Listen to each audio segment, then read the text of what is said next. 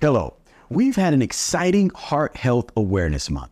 We've heard everything from hypertension to understanding heart failure to even talking about obesity and management strategies. Well, today we're going to discuss coronary artery disease as well as some of the imaging modalities that we use. Imaging modalities are different things like echocardiogram, stress testing, and even cardiac CT. Today, I have probably one of the hardest working cardiologists here at our clinic.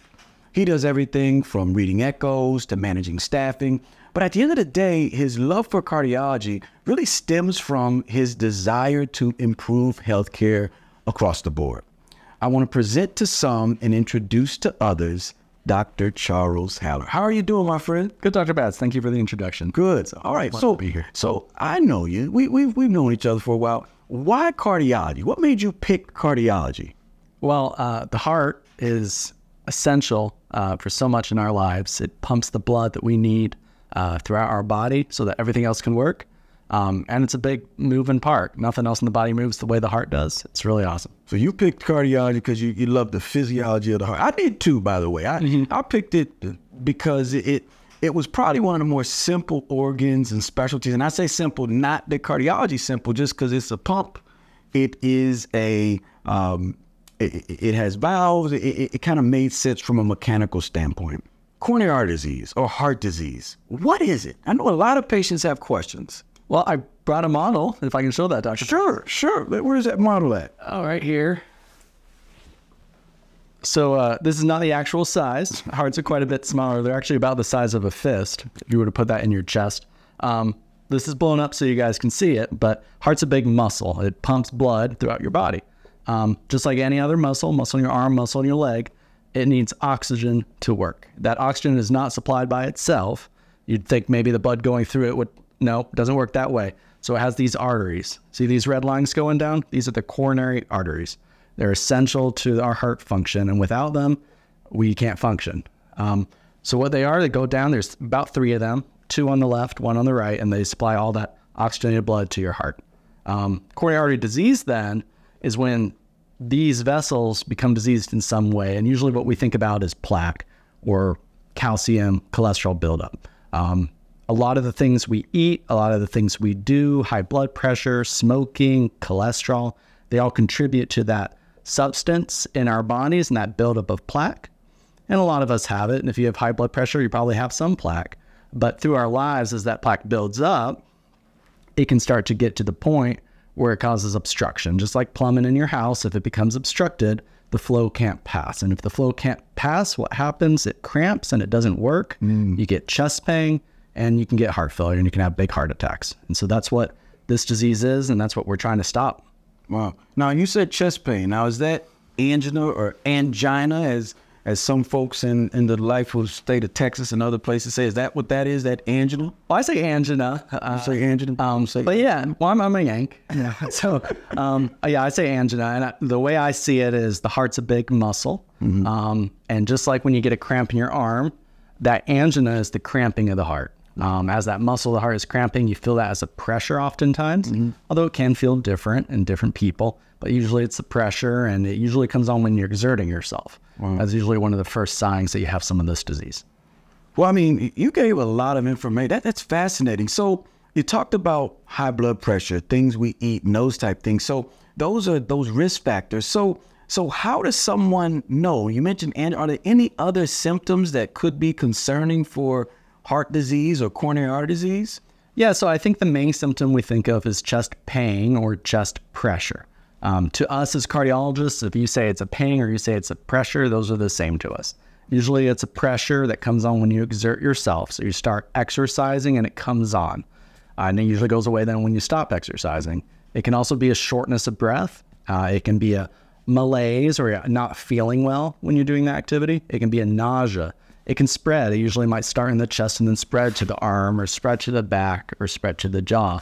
It doesn't have to do any of those things. It can be unique in each person though. Wow. But that is generally what it is. And I guess that's what makes heart disease or angina or that syndrome so concerning, because that, we've both probably had patients that had some GI upset. Their stomach felt a little funny. I've had one of my female patients, she was just a little dizzy and had some other features, some palpitations or extra heartbeats.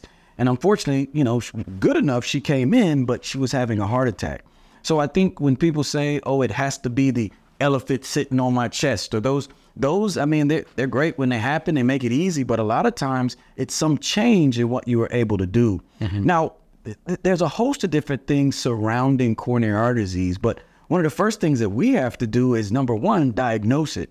And there's a few programs that you've been a champion for that really have helped us diagnose it earlier, even in some younger patients. So can you talk about some of those advanced imaging techniques, and if you want, even touch on things like stress testing to get us through those advanced tests? Yeah, thank you. So when you come in to see a cardiologist and you tell us something that perks up our ears that this might be coronary artery disease, we'll usually get a test based on what we refer to as your pre-test probability, or how likely are you to have that type of disease. If you're a younger person, less than 39, and you don't really have any risk factors, and I'll talk about those, but if you don't have any of those, then we're probably going to say, hey, let's get a stress test. Let's put you on a treadmill, have you exercise while wearing EKG leads, and see if you have any changes in your EKG, any symptoms, any arrhythmia, or anything else that concerns us. And if not, you're probably good. If you do have that disease, we go to the next step. If you're intermediate risk or higher risk, or if your pain or symptom just sounds concerning enough, then we might recommend an additional test. We might recommend a coronary CT angiography, or a stress echocardiogram, or a nuclear stress test. And these are all different modalities that allow us to get a better picture of what's going on and give us a little bit better accuracy in saying yes or no that this disease is there or not. So one of those, the ones that we do a lot here, is something called a coronary CT angiography. And what that is those coronary arteries I just showed you, we actually visualize them directly via continuous X-ray or fluoroscopy. And the way that works is we take you down to the CT scanner, we slow down your heart because your heart's a moving object and we need it nice and slow so we can visualize it more accurately. And then we inject contrast. That contrast is a thick liquid that will fill your coronary arteries and parts of your heart, which we'll look at the same time. And we're able to visualize those arteries under that X-ray continuously for that test. Test only takes about 10 minutes. It's pretty easy. And then we have a nice roadmap of what your heart looks like and what all your coronaries look like.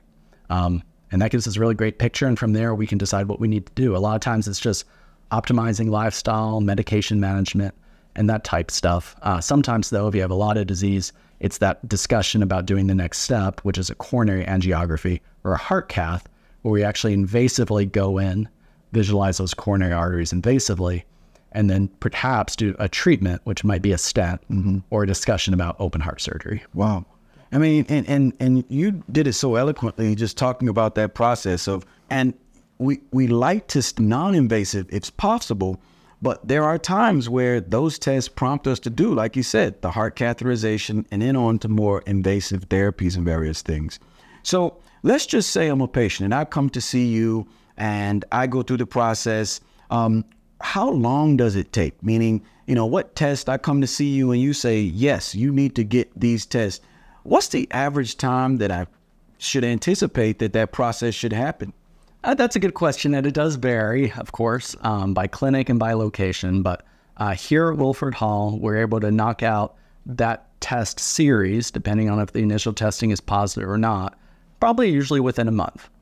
If your initial tests are negative, good. We'll come and see you. We'll talk about those results. We'll talk about lifestyle. We'll talk about blood pressure, cholesterol, diabetes, obesity, and tobacco use. And we'll recommend optimizing all that. If that testing is positive, of course, that will likely lead to further testing, which will add a month or two, depending on what we need to do. Wow.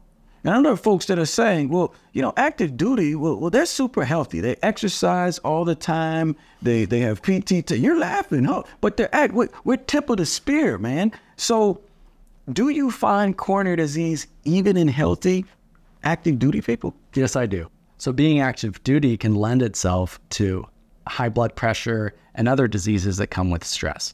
And so we do actually find quite a bit of coronary calcifications in our active duty population. Similar, maybe a little bit less, but still similar to what we're finding in our civilian cohorts. And that's pretty across the board. And we did a small study here several years ago where we looked at that very thing, where we wanted to measure what our average coronary artery calcium score was in active duty members. Now, I will say there was some selection bias because these were people that were already seeing us for symptoms. But what we found was that when we compared our data to kind of the anticipated CDC data of maybe 1.2 to 1.5% in that age bracket, we were up around 7%, so almost 3 to 4 times greater. You know, you mentioned stress of the job. You mentioned, unfortunately, some of the dietary choices that we had. Both you and I were deployed at the same time. And let's just say the DFAC was an interesting place to make healthy choices. But then also shift work, the impact of having to stay awake and do different things like that, all can impact the heart. But Dr. Haller, you've given us a host of things to think about, a world of information, and I truly appreciate serving with you in this capacity. But what I know our patients want to know is, you know, how can they prevent? What are some things that they can do to prevent heart disease before they have it in those younger, otherwise healthy active duty members? Yeah, and that's a growing area of cardiology, the prevention. How do we prevent the disease from happening in the first place? The things I mentioned earlier, high blood pressure, high cholesterol, diabetes, obesity, and tobacco use are the main 5 things that can be reversed. Now, 3 of those things are all linked to some extent to that 4th thing, obesity. If you target obesity, which is usually by caloric restriction, or as we're coming around as a society, some pharmacologic medications are helping. Mm-hmm. But if you target that obesity, you will often find that diabetes medications, cholesterol medications, and blood pressure medications are not as needed. Those diseases all come with being obese and not eating the right things and eating too much of those wrong things. And so by targeting that and that lifestyle piece, you can eliminate a lot of that other stuff. In the meantime, you should still treat it. And so if you do have those items, don't just focus on the obesity, treat it while you have it. And then once it resolves itself, if it does, then you might be able to taper off some of those treatments. And you champion an effort to really dig us into obesity. I'm huge on lifestyle and I'm less inclined, but I'm glad you came along and said, hey, Dr. Bass, we love the lifestyle, but sometimes let's give them a little boost. And my acronym for GLP, I know it's a glucagon-like peptide receptor agonist, but for me, I call it giving lifestyle a push, right? Right. So giving it a little boost, and the work that you and Dr. Garza had done, we've talked to him a couple of weeks ago with our weight management clinic, and those collaborations have been nothing short of phenomenal. So thank you for that. As we close out, what are 3 things that people can take away and kind of put this in their cap to say, you know what, Dr. Haller said, if I do these 3 things, this will help either reduce my risk of developing coronary artery disease, or if you have it, decrease my risk of further complications? What would those 3 things be? Well, I think the one thing I would tell everyone is we are all at risk for this type of disease. Most of us will die from this type of disease. And so how do we keep ourselves alive, and how do we keep ourselves from having a bad heart attack? And that is symptom awareness. And so I think the thing I tell every patient more than anything else is don't be shy if you're concerned. If you feel like you're having some chest pressure when you exercise, or you feel like you're short of breath. I know my mother-in-law would say, oh, I don't want to inconvenience the doctor, but yeah, I'm having those. We're not inconvenienced by that. We want to help you. And so that is the main thing. Come and see us so that we can find it and we can treat it and get you on a good track to lead a normal life. So that would be number 1. Okay. Number 2, I would say don't smoke. So if I had to pick anything out of the list, the easiest thing to reverse is smoking. And if you've lived as a smoker for all this time, that's okay. You could quit. And then after 20 years of not smoking, you can still have similar risks as someone who hasn't smoked. And so that is something I would say for sure, do not smoke. And I think the last piece there is see doctors regularly, get your tests. And if you have things like high blood pressure, high cholesterol, and diabetes, don't ignore us. Do what we recommend, which is usually medication treatments, lifestyle modification. And if you do those things, we can really help beat back this disease and, really help you live a normal life much longer than you otherwise would have. Wow. The beauty of what you just said, Dr. Haller, number 1, it was simple. It didn't cost anything. And number 2, they can start right now. So when we think about those sage words that Dr. Haller just informed us, number one, symptom awareness, being aware of when things change. Number two, if you smoke, stop smoking. For me, I just say getting rid of those risky substances that can contribute to disease. And number three, following what your doctor says, I think are all strategies that will help not only in coronary disease, but many other conditions that plague our communities today. Again, I'm here with an expert. We're here to help. We love what we do in cardiology, and it's great that we were able to round out the month of February with substantive information to really help you take control of your life. Remember, cardiac disease is a team sport, and we want you to be part of that team. Thank you, Dr. Haller. Thank you, sir. No problem.